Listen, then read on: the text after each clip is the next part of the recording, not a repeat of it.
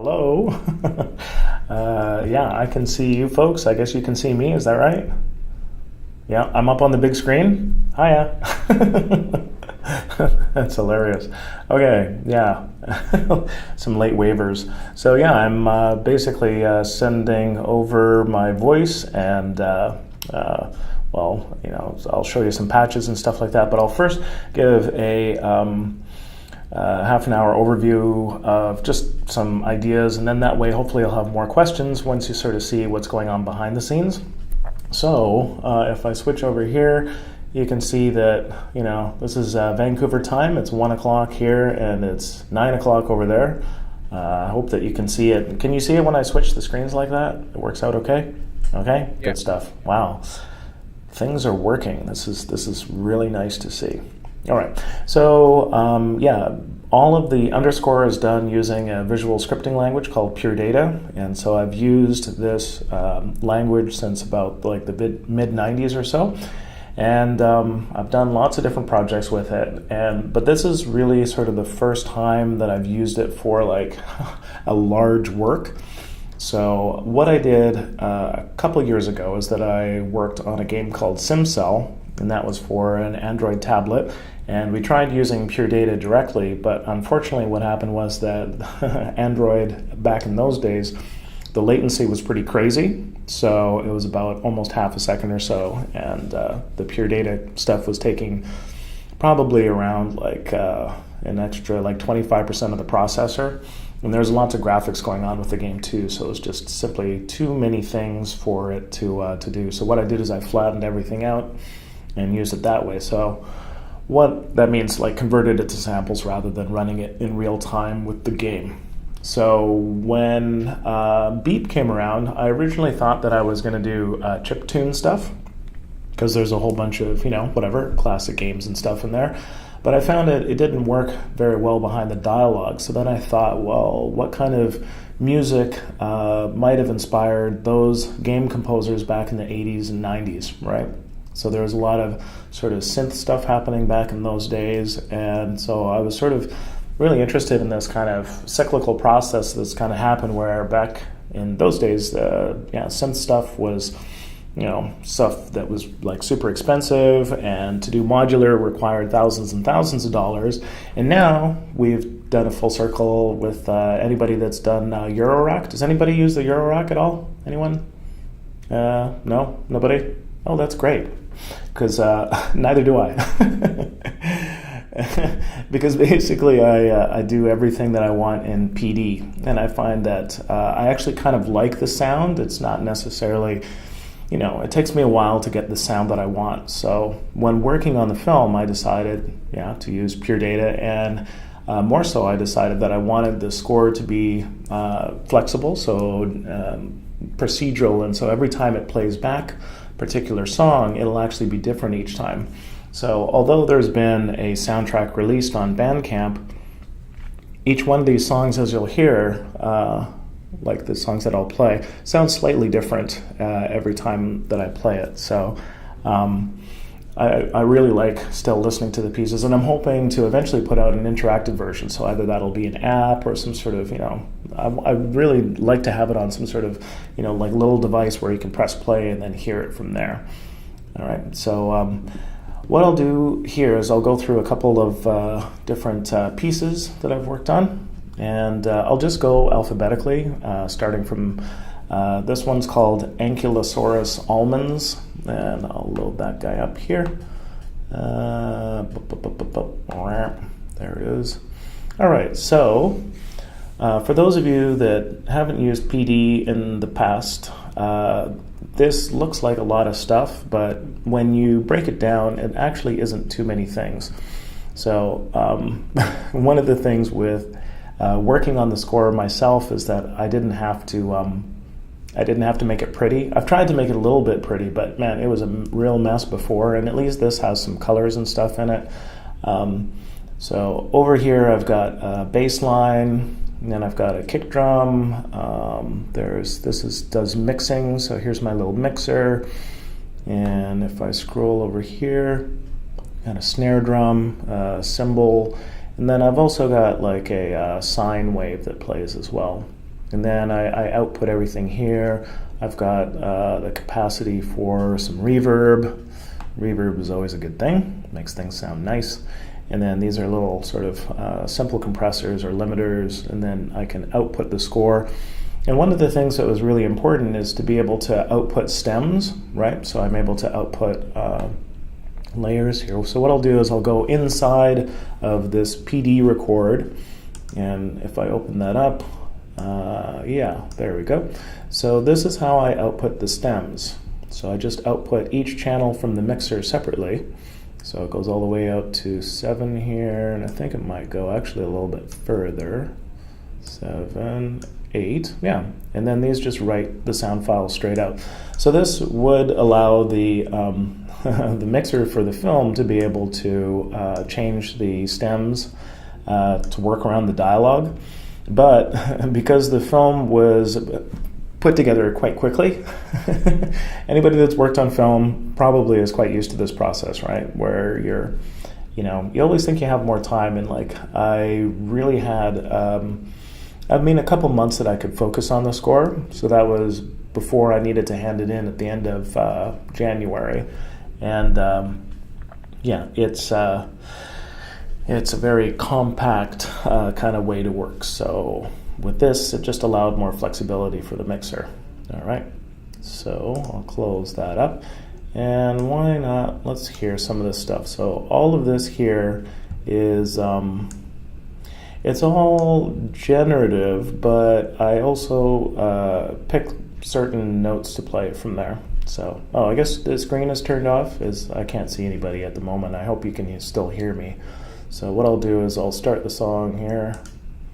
And as you can see, it starts fading in levels, and I'll turn it up a little bit. And oh, okay, yeah, there we go. The screen came back for a little bit there. All right.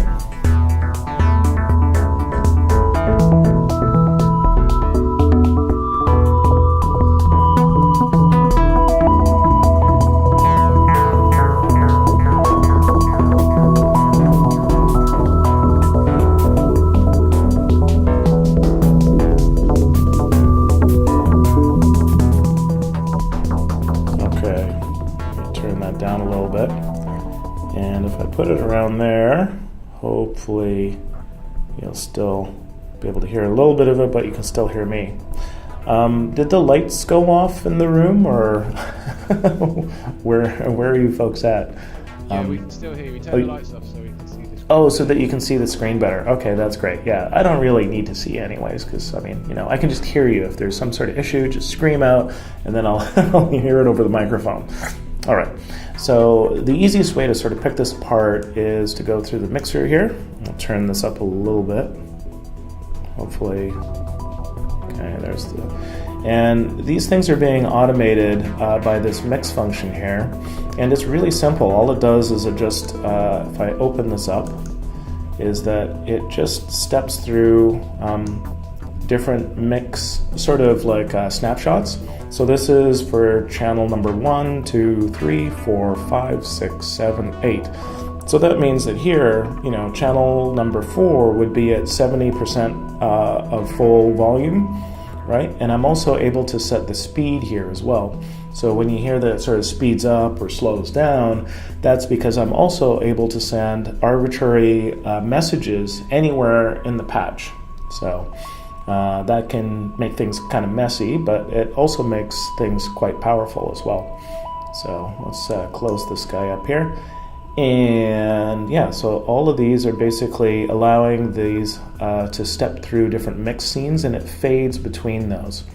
So if I open this up, we can have a look there. Oh, gorgeous work, that one. I mean, it looks complicated, but it's only because each one of these, similar to a real mixer, is just duplicated on each one of those channel strips, right? Okay, so if I try to, it just shows that I can pan things, I can change the level, and I'm using the V-line function to smooth the the values as I go between them, so then that way they don't jump and sort of zipper between the different levels.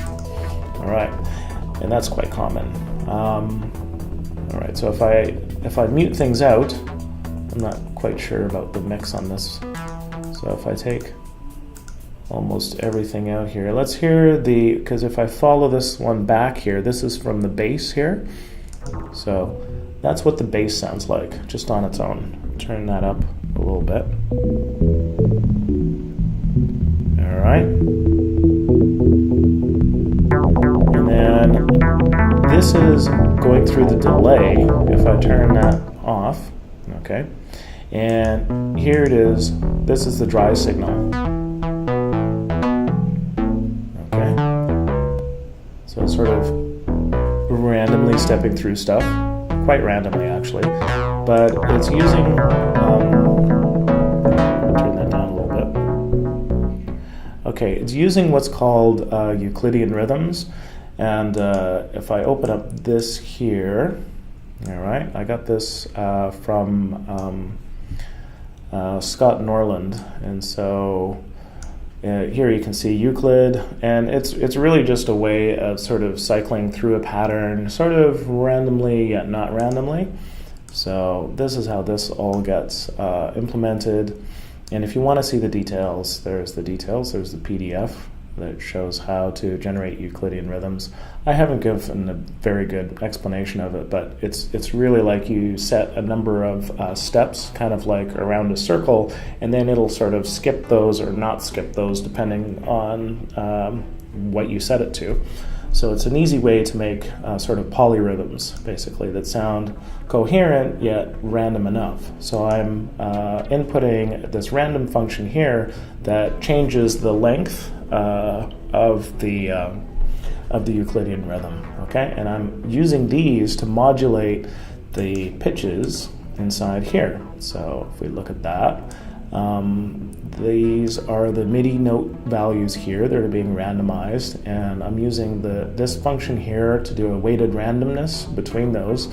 So in this, if we follow this, it goes from random 100, so that basically generates, a number between 0 and 99.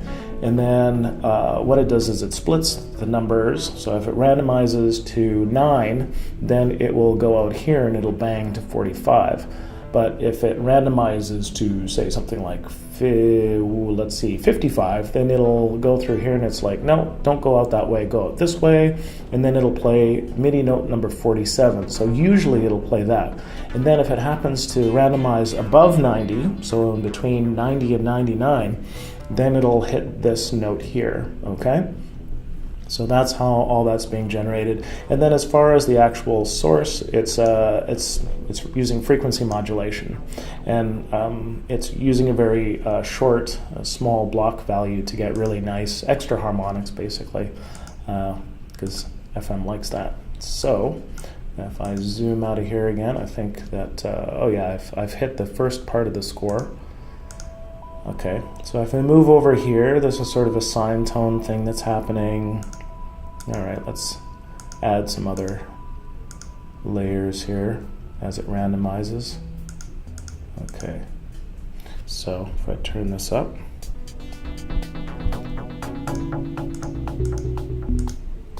so this is the rhythm. Okay, so this is coming from the kick drum here, and it's coming from the snare drum and the hi-hat, which are over here, the cymbal synth, okay? And it sounds like this.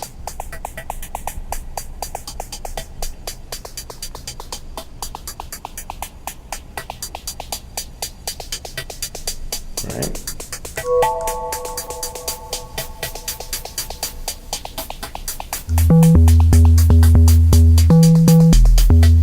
And I just added the kick drum there.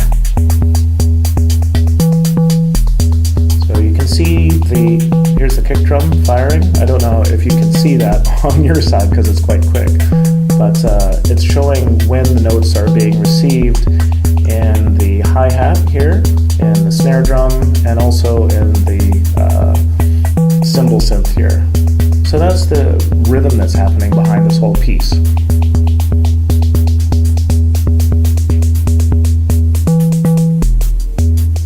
So you hear that it changed speed there, right? And that's basically just the speed at which it's going through that sort of cycle. And I'm doing a lot of modulation there to make it so that it still sounds interesting, you know, as it repeats. So I spent a lot of time on the detail of these so that the synthesis would sound sort of organic. And that's sort of that's a really key compositional design choice that I made, is I really wanted it to sound like the pieces, the music came alive, like they're actually sort of generating a life of their own. And really that's to sort of reflect the sense of wonder that I had as a kid when I was playing video games back when I was like, 7 or whatever on the Commodore 64 and stuff like that. So and also just to reflect the exuberance and like the quality of the dialogue, like the interviews that we had, because I mean the people that have done this kind of work over the years, it's really special, and so I wanted to reflect that in the music. So I really wanted to have a lot of dynamic aspects, and this might not necessarily come through trying to hear this stuff behind the dialogue, but it was a really a tricky balance to figure out how much I could put behind the dialogue stuff. So let's see here. If we pull up the mix, it sounds like this. All right.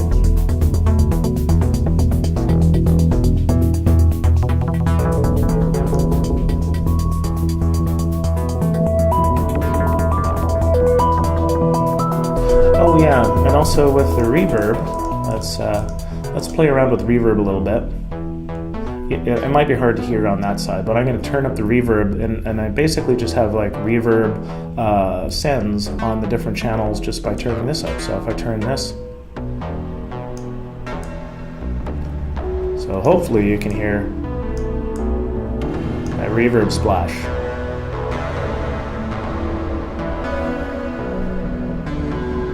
Epic. Yeah. Right?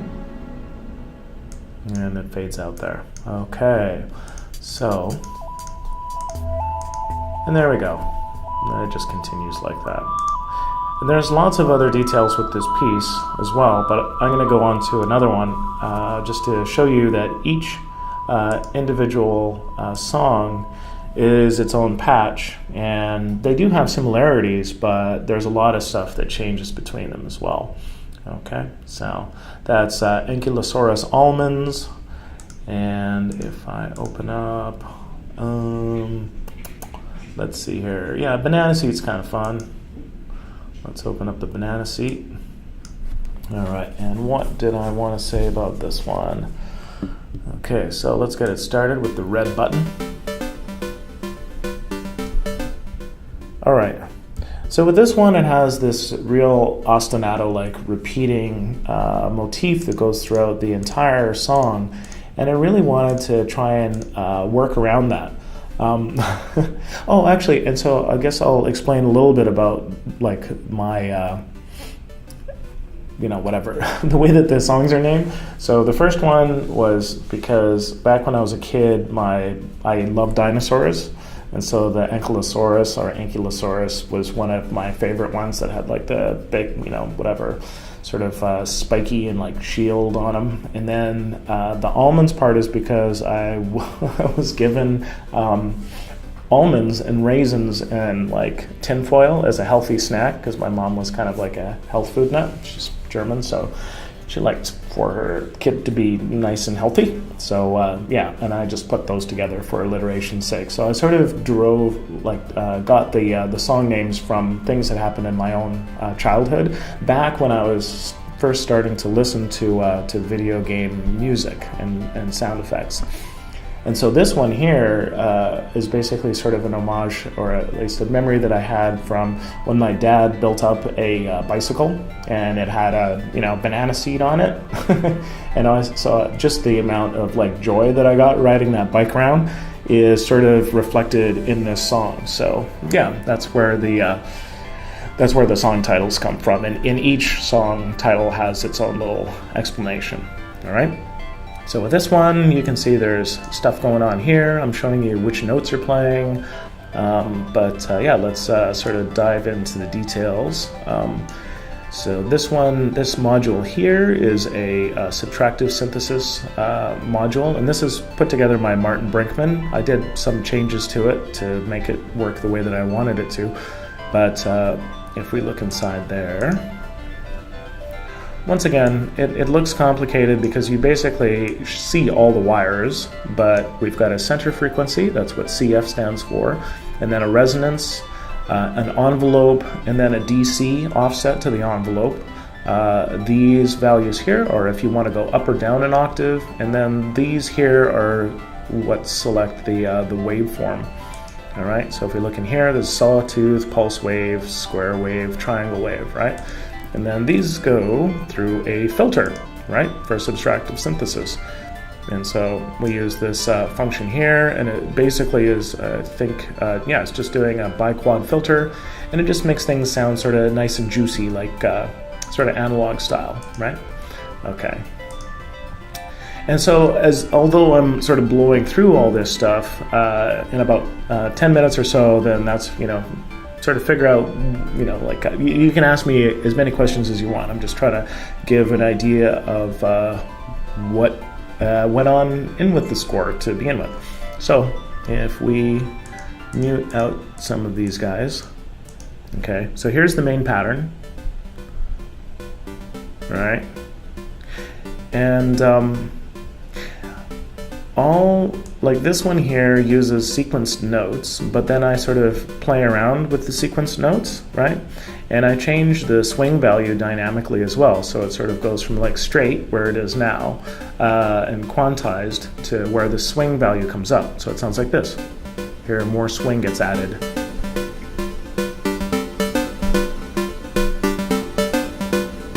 But not too much. If I wanted to, I could play with this and crank it up way high. I think it's going to fight me on it. So it sounds like that when it's totally super swinging, right? Okay. And this is all coming from this pattern over here. Okay, I think. So this is the lead. Okay, and then if I trace where that comes from, here's lead. And it's got a delay line. I've got it's basically like a pulse wave. Here's sets the pulse width. Sorry, I should probably turn this down a little bit. There we go. Always forget. Got to get the mix right here. Set my own levels. Okay. So these notes here are what defines this particular pattern, and you can see that there's chords here, and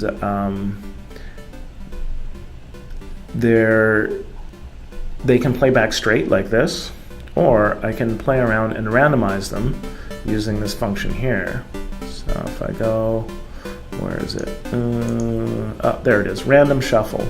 So if I turn on the shuffle on that first channel, and then I say to shuffle, okay, come on, shuffle. No, really, shuffle. There. So you can hear how it changes from that pattern, right? No, and I think I hit the end of the song, so I'll probably have to kick it into start again. Or not. Some of these just end because I wanted to get them out for the album, but they should loop eventually. Okay, let's see here. I think this one in particular is one that just, when it's done, it's done. We'll see. So that's another thing too, when you work with generative or like with programmed, procedural music, sometimes you have to fight the score to get it to do what you want. Okay, yeah, I'd really like to continue to play, but it seems like this guy here keeps wanting to finish. So let's turn that guy on there. Oh, geez, okay. So you get the idea of what's going on here, right? Okay, so there we go. And if I randomize, okay, that's good. So there's there it is, and it's swinging a little bit. And if I randomize, yeah, it just, well, I'm going to have to restart this one, so that's fine. Okay, but you get the idea with that, hopefully.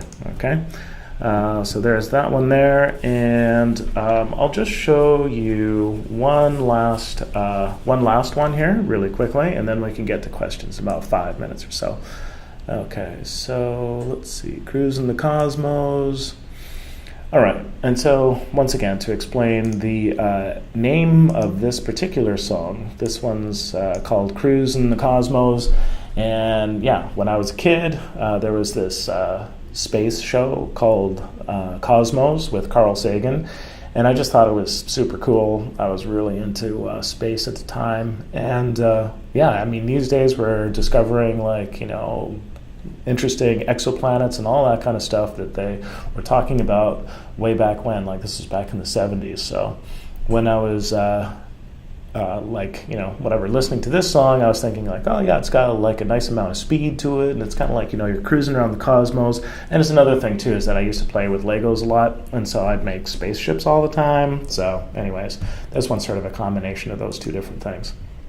All right. Okay. Try and get the levels right.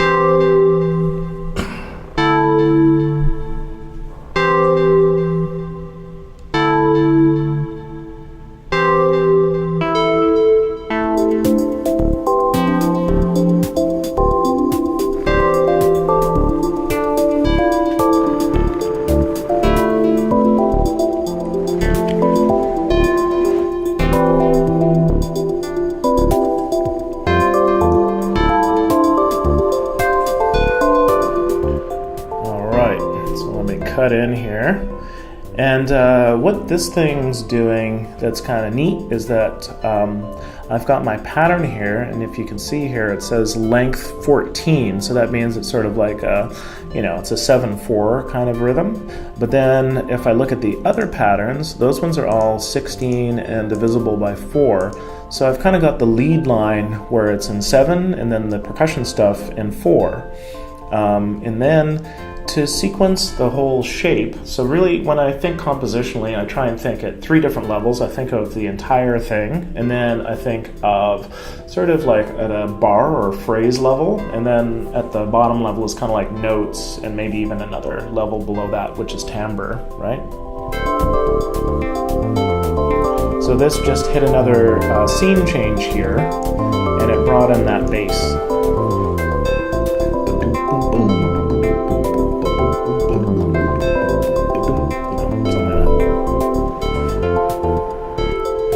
Then it hit here, it hit another scene, and now it's going along here, and then it'll do another scene change there. Okay, so let's hear what the layers of this one sound like. Okay, so that's the lead line. Okay. Here's the bass. Might be hard to hear that one because it's like low frequencies. Yeah. Okay. And here's sort of the lead chords. All right. And now this whole song is looped. And I'll turn on the percussion here. Okay. Okay, so here's the beats. And these beats are all defined by the pattern over here. So if we look here, this is sort of output 1, output 2, 3, and 4. And I can do pattern 1, 2, 3, 4. So you can see that it all gets sequenced just like in a 16-step sequencer, right? And sometimes it sounds really weird because I'm not really supposed to. Here, I'll try and restore this. Okay, yeah. Because what it also does is I shift the notes up and down in the pitch classes here. So these are all defining a scale, but when working with percussion, it doesn't really make sense to move them up or down. So yeah, when I've got this one selected, it sounds a little bit weird because it keeps screwing around and moving. Like this should be the kick drum here, you know, when it hits on the bottom. right? And then I've got my snare, and then there's like hi-hats and stuff going on there, okay? So that's what's going on with the drums. And then the last thing we'll look at here is a granulation layer. It sounds like this.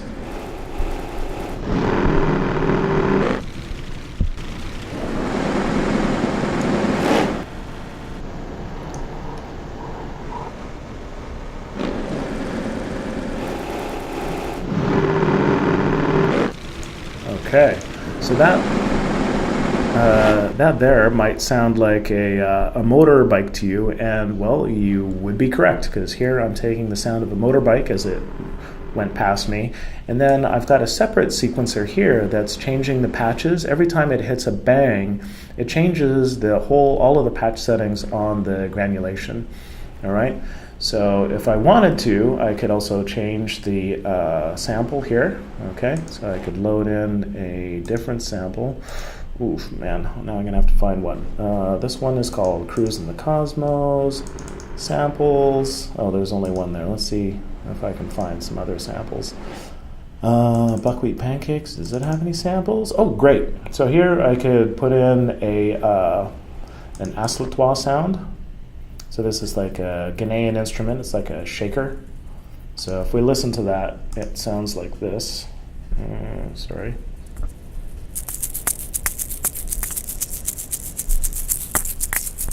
Right. And then if we listen to the motorbike sound, it sounds like Cruise in the Cosmos. Here we are, samples. So all of this came from 8 seconds.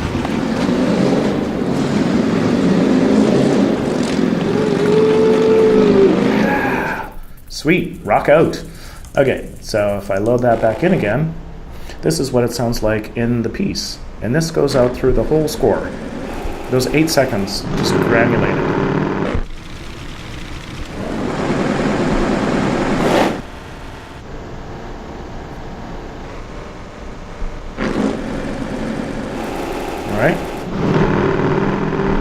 Okay, so there we go. I like doing granulation a lot.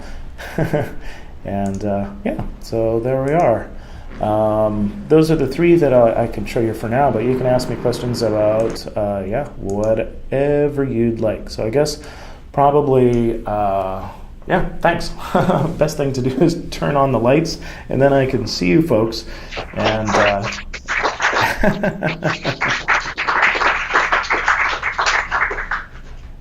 thanks, cool. I'm glad you enjoyed the first little chunk there. So yeah, just ask me anything. About the score, that is.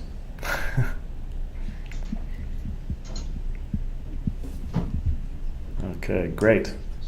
Can you hear me all right? Yep, I can hear you perfect. Okay. So with all these random programs that you've created, do you see much of a sort of niche to fill within video games where that will become the norm in a way that could be quite scary, because it could... is there a chance that because like if you were to apply the randomness to like orchestral samples, could it replace pre-written recorded music, do you think? Well, I don't know. I mean, you can look at the history of modern music, back to like Vladimir Yushchevsky and Yanis Yakis and all those, I don't know, John Cage or whoever else. And yeah, I don't think it's a possibility. I'm not personally too worried about it.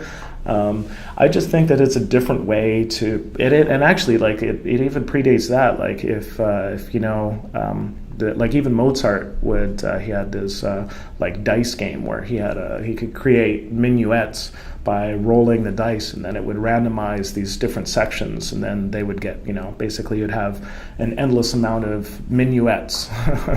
And that really hasn't taken over. So no, I don't think it'll be a problem, but more so what I'm looking at is sort of trying to extend my own compositional capabilities with these tools. So I don't know, it's sort of this similar to like, I don't know, like even being a DJ or something like that. You've got like 2 turntables and you've got this, you've got a lot of extra stuff that you can do besides just playing an electric guitar, right?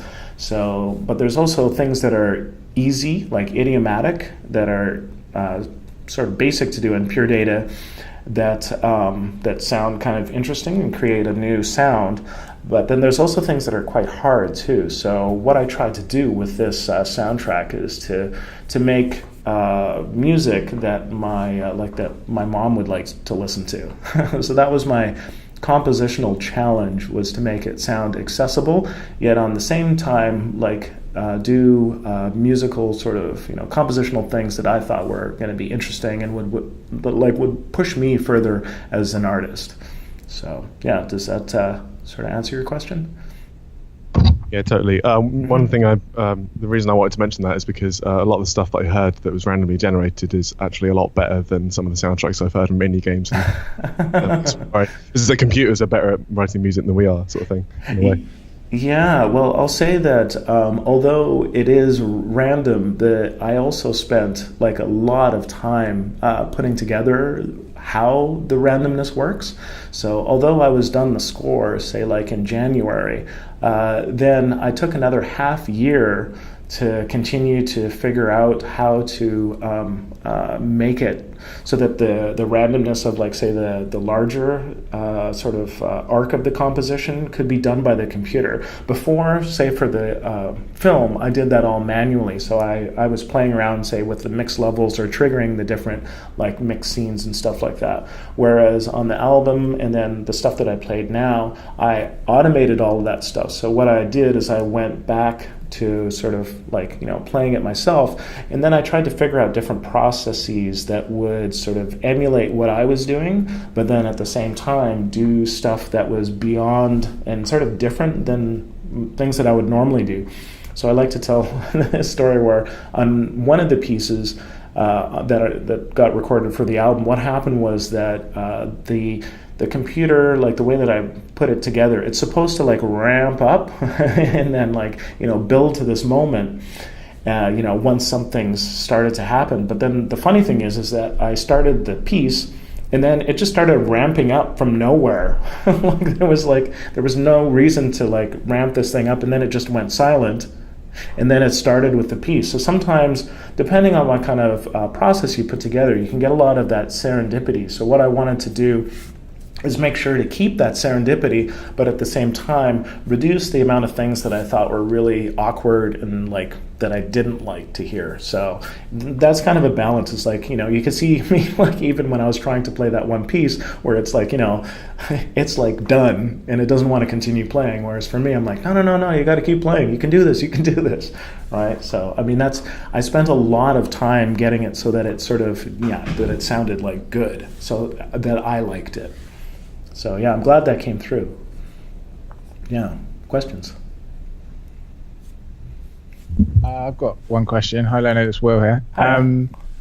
So a lot of the film was about constraints and musicians and composers working under constraints and how they got around that. Did that influence you at all? And do you think working purely in pure data is a constraint in itself, and that influenced the kind of music that you produced? Oh yeah, that's a great question, and yeah, it almost answers itself, because yes, I have never really attempted to write a whole score using pure data, and I will say that it's really slow. It took me so long in comparison to say writing the theme music, where you just put it all in a sequencer and plot the notes down and then you're done.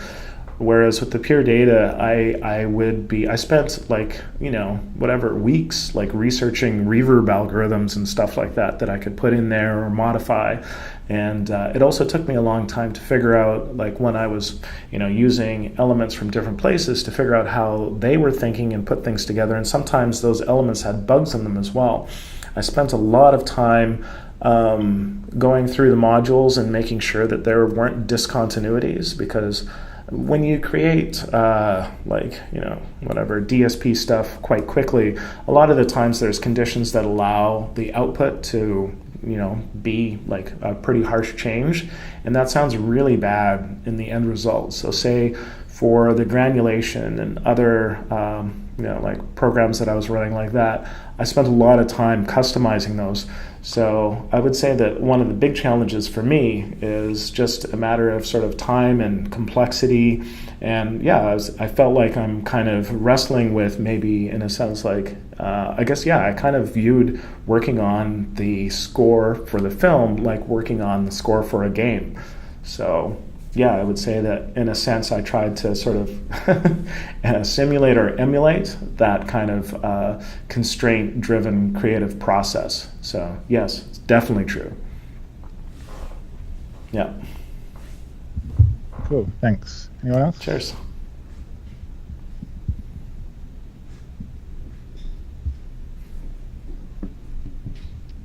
Hey, Leonard. Hiya. Hey, up. I'm sort of interested in what the experience of doing procedural music for a film was like, in terms of how you collaborated with the filmmaker, and sort of how much of the film had you seen when you were putting these systems together, or did you sort of preempt what you might need for the music? How much info did you have to go on when you were composing? Yeah, so I knew, like, she gave me little bits and pieces as she worked on them. So she went to, 3 different continents. There was North America, there was Europe, and then also Japan as well. And so when working on chunks, she would sort of give me there's part of the project is not just the film, it's also like all of those full interviews are available online for free. Well, basically, it would be nice to, if they're sort of by donation, I guess. And so the idea that she had is to make that as an academic record, because she wanted to interview people about their process and for a book. But then she's like, oh, why don't I record the video interviews? And then she's like, well, if I'm going to record the video interviews, then I could do an edit of those interviews and put a whole, whatever film together. And then if I'm going to put a film together, then I might as well get some money, a little bit of money behind it. And so sort of rolled itself into a Kickstarter. And then at that point, she sort of asked me to work on the film. I've done some chapters writing for her in the past. And yeah, it was nice for me to come back from, I had previously written the score to the Canadian documentary, The Corporation. And that was done using a different piece of software called Audio Mulch. And that one is allows you to do granulation really easily, and so I thought, well, yeah, I want to use some interesting tools. At that point, I didn't know what I was going to use, but as far as our working arrangement, I would see little bits and chunks, but even to the end of the production, I didn't do anything that was really synced. There were certain sections like the Atari section where I'm just like, okay, I'm going to try and make some music that sort of uses the Atari pitch scale because it's, this crazy pitch scale. And so I would sort of spot out different chunks that I would want to compose to. But then she was the one that did all the music editing. And it ended up being quite a fast process at the end of it. And so I would deliver stems, and then she would put it against the picture. And then, had we had more time, it would have been nice maybe to carve out the stems a little bit more. Because what I tried to give her is stuff that the music would be fairly consistent, so that she wouldn't have to worry too much about dynamic changes. She could just put things in there, and then if she wanted to dip things down or whatever, she could do that. But yeah, in the mix, I think pretty much everything just went in with, like the stereo, mix that she had. And then, yeah, it was a very fast mix as well. So I wasn't super involved in that process. We really only had one chance to go at it. And it was really just sort of flagging things that were really, big mistakes. In that it would have been nice to have more time to have, say, like spotting sessions and stuff, but primarily I created all the pieces, and then from there she was the one that placed them in, and then also the mixer had a small hand in that as well. But yeah, it would have been nice to have a little bit more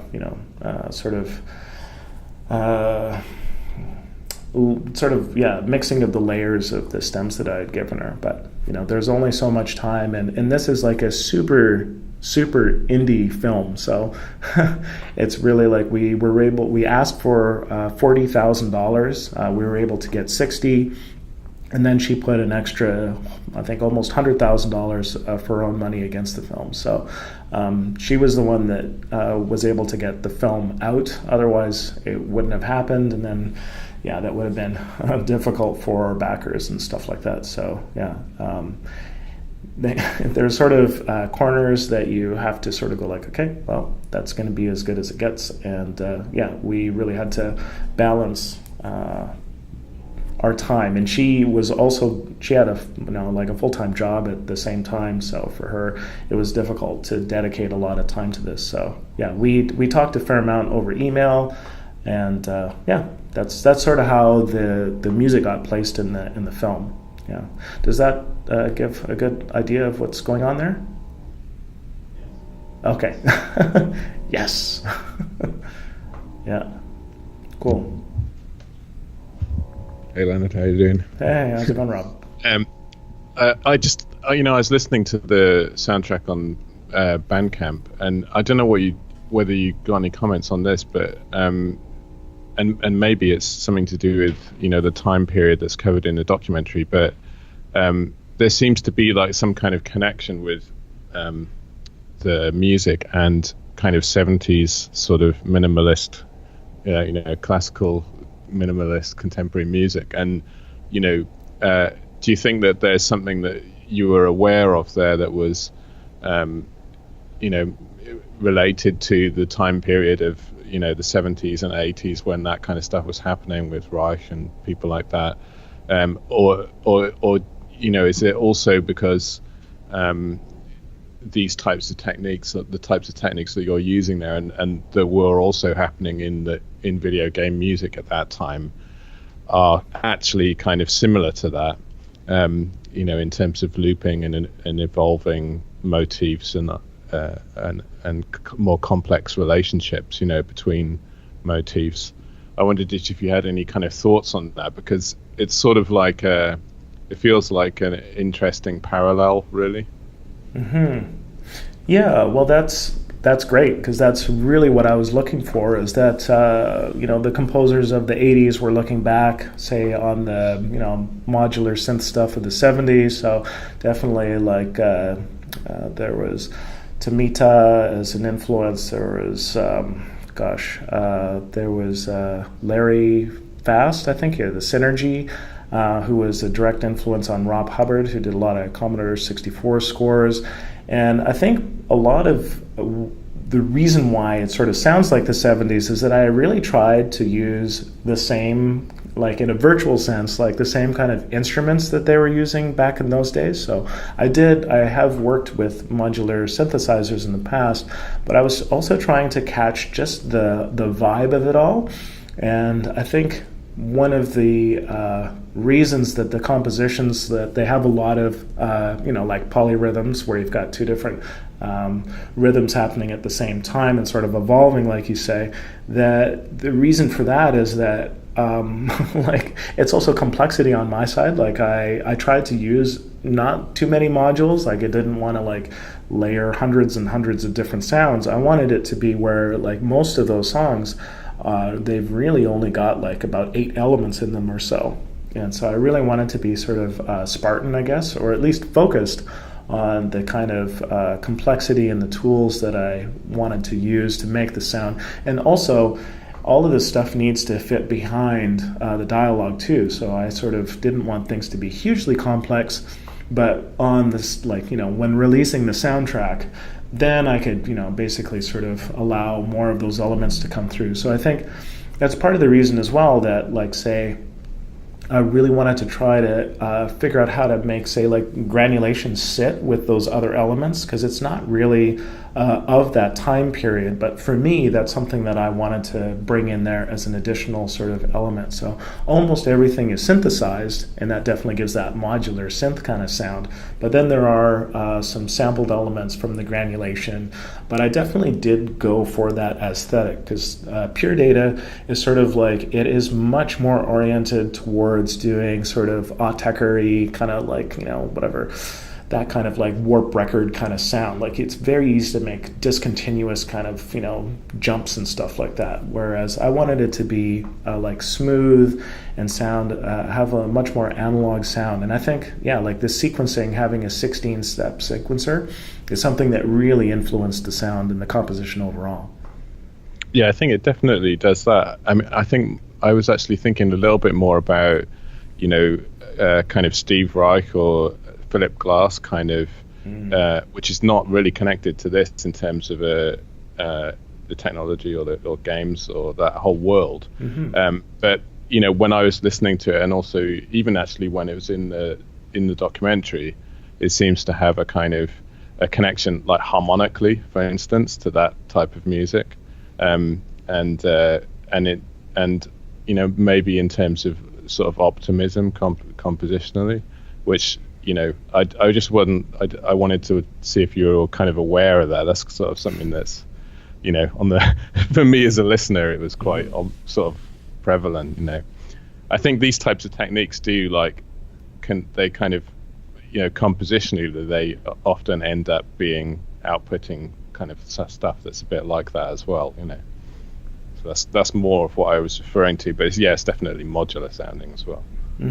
Yeah, I mean the whole idea was to have a very positive, you know, feel to the soundtrack. So yeah, I'm glad that it has that effect on the listener. So yeah, I wanted it because when I watched the film and I was watching the interviews, there's just, to me, I wanted to preserve that sense of wonder that I had as a kid, like listening to those scores and playing video games and just being totally in the zone. So yeah, I sort of, in a sense, got back in that zone by, you know, creating my own little pure data world. Yeah. So questions? Yes, no? Good. Hey Leonard, I wondered why originally you decided to do a procedural audio soundtrack for a film, and if it has a place in linear media. Well, it has no place in linear media. No place at all. You get out with that generative procedural garbage no. I think a lot of it was that I wanted to have a challenge for myself. I did the theme music first, so that was linear. And then I did want to challenge myself, and I figured I had enough time to do it. But as far as having procedural music and algorithmic music in our daily lives, yes, I think that should increase over time, and I know that some of us are working towards this, and I think it's something that, you know, if I don't, like, I have friends that I've given, like, you know, copies of the soundtrack to, and my friend in San Francisco, he was just like, oh yeah, I basically shared this album with this sort of like kind of, you know, meathead kind of whatever rock and roll type friend of mine, and he loves it. Like, he's just like, he just listens to the music and he's like, yeah, that's cool. Like, it, you know, you like the music. You don't have to be super all nerdy about the pure data stuff. And so that for me is like a design choice, that I wanted it to be sort of readable at multiple levels, both on the sort of first read of where that's kind of like where, yeah, if I'm showing the soundtrack to, you know, whatever, somebody that doesn't really care about all that procedural stuff,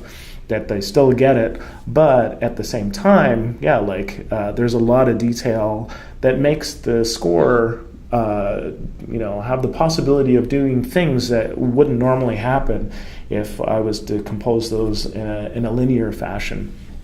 Another thing that I did to sort of bridge that sort of computer and human gap was that I've got a cellist as well, and she improvised over a lot of the songs that are on the soundtrack too. So that, I felt, gave a nice human and lyrical element to it that is really difficult to do within pure data. So yeah, that was nice to add as well. And it adds, yeah, it sort of adds a little bit of linear, but it's also improvised, so sort of glues that together a little bit more.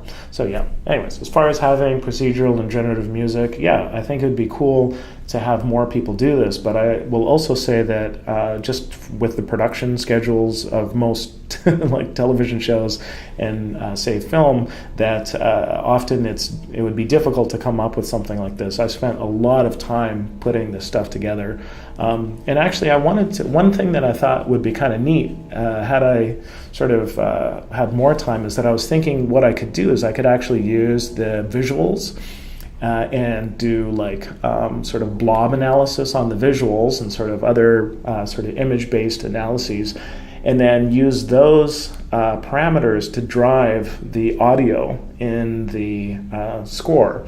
So I didn't actually get to that, but who knows, maybe the next time if I can work on another film, that I'll actually try and do that and have it so that there's like feedback that way. And I've done that in like in art installations, but I did not do that with this film.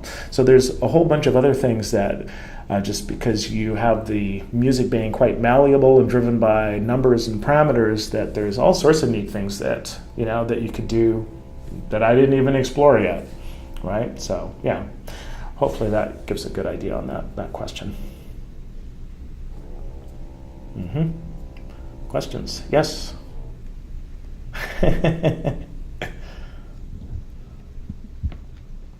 Me again. Quick thing, is there anything online tutorial-wise, or are you willing to put up any of the patches that you've done like open source, so that we can look at ourselves, something like a way to do that ourselves, all the procedurally generated stuff, because it's something I really want to get into. But I only very limited knowledge of pure data, so. Yeah, okay. Well, I don't know. How much time do we have right now? Because I see that some people are heading out with backpacks and stuff, so. We should wrap up in the last question. Okay, this is the last question? Okay, yeah, sounds good. Okay, well, what you can do is that if you don't know much about pure data, this is not necessarily a generative music score, but what I did is made the logo audio for the film in pure data. Like I rebuilt it. So what Karen Collins did is that she did the original sound design, and then what I did is I took that and basically did a cover version using pure data. So this is the patch here. It's available online as a YouTube video, and you can also get the patch too. So there's the details there. If you just search for like beep, whatever logo, and then my name, you'll probably come up with it. So here's the sound.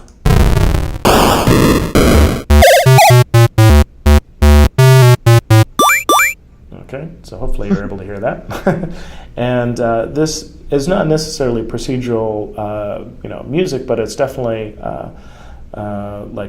generative sound design. So you can look in the details here and see how all these ones are made. And this is sort of a stepping stone. But if you want to get more detailed stuff, then what you can do is that you can go to Martin Brinkman's site. So his name is Martin Brinkman, I think with 2 N's. I don't know, are you able to read that? Yeah. So I can see that, yeah. Now that you're right next to the screen.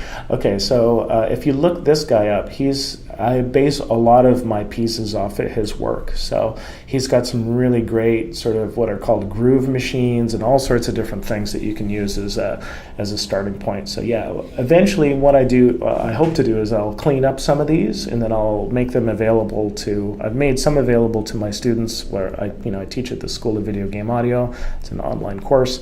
But once they're sort of a little bit nicer, then I'll put those out to, at least I'll put probably like a cut down version out to the public. And I also did a generative music one that was based on the Ankylosaurus Almonds one, and I did a version for the Heavy crew. So there are folks over there that are taking pure data and then making it so that you can compile it into C code and then use it as VST plugins or whatever plugins for Wise, like this game audio middleware, or you can use it like directly in your own game or your own whatever sort of application. So I made a like a pretty simple, basic procedural audio score using that. And that one I'm going to put out, and that one will have be combined with the Unity audio, like the Unity engine, and then also Fabric, using Heavy to compile the patch, and then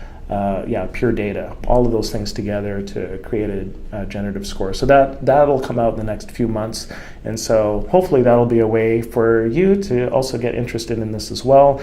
And if you have a look online under my name again, you can also look at the SimCell video that I put out, and it shows also more details as well. But the patch for that isn't necessarily, that one probably won't be available, but definitely the one that will be available is the demo that'll be for the Heavy and Fabric folks. So yeah, that'll be out in the next few months. I just need to clean it up. It's pretty much ready to go. Thank you. Yeah, cheers. All right. Okay, thanks, Graham.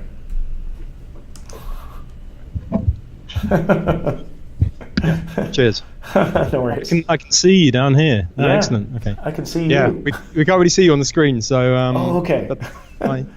Okay, cheers. Thank you very much. Yeah. Yep. Yes, thank you. Yeah, thanks for setting this up. And this has been fun. I haven't done this kind of long distance thing before, so hopefully it hasn't been too weird. I booked a room at my university, so I had enough upload speed. So hopefully the video and the audio has been relatively stable. It's been really smooth. Oh, wow. Great. Thank you. Sounds good. Okay, thanks again. Yeah, if you want to contact me, just look me up online. So yeah, I'm very happy to answer email questions or whatever. Thanks a lot. Great, thanks. Bye. Ciao, bye.